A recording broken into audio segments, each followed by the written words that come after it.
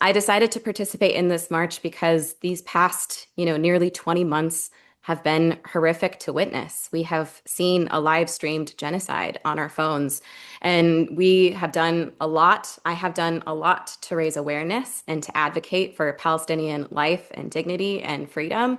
And it hasn't worked. I mean, you can look at my government, look at both the Trump administration and the Biden administration has not done much to push for a ceasefire and for Palestinian freedom. And so this is really my demonstration that I'm taking this seriously and that I want my government to pay attention and I want other Western governments that are complicit or participating in this to pay attention.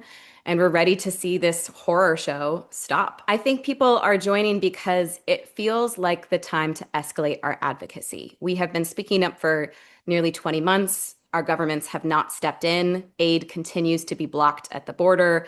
And the Israeli bombardment continues. I think people are really sick of their governments not listening to them and feel that they need to do something to show how serious they are about advocating for Palestinian life. So people are arriving in Cairo on the 12th. On the 13th, we're going to take a bus to Al Arish, and then we will walk for 2 to 3 days over 48 kilometers to the Rafah border.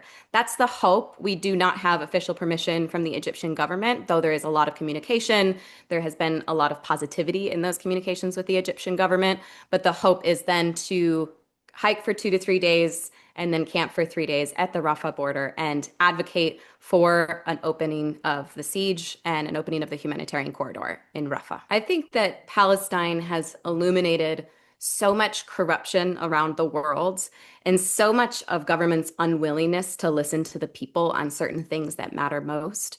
And so this coming to this point where people are so fed up and where we're having the Freedom Flotilla, we're having the march. We are also in coordination with the Resilience or the Samud convoy coming from Tunisia.